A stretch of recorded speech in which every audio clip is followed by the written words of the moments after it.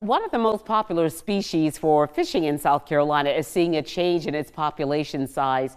State and local officials are hoping to get feedback on how to ensure it continues to thrive. News 2's Katie Fangvangsa tells us what may be next for the red drum. Marine experts are inviting anglers to give feedback on how to manage the declining red drum population, which is dwindling here in South Carolina waterways.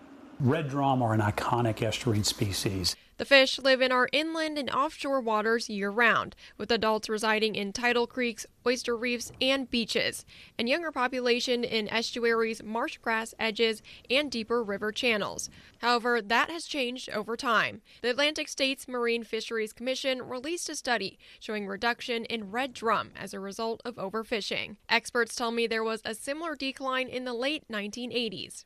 Back in the late 80s or so, there was another huge stock decline. And since then, basically all the states got together through the commission and worked to put in regulations to lower their fishing effort. And the red drum stock actually rebounded from that. But obviously, it's had a bit of a decline since then. The Department of Natural Resources and conservation groups are holding a meeting to get input on some potential fishing restrictions. As of right now, fish must be 15 to 23 inches long to be kept, and the bag limit is 2 per person. Fishery Management Plan Coordinator Tracy Bauer says there are a few options for new guidelines. In that one would cause there to be more restrictive measures. The other one would be a little more liberal with the measures.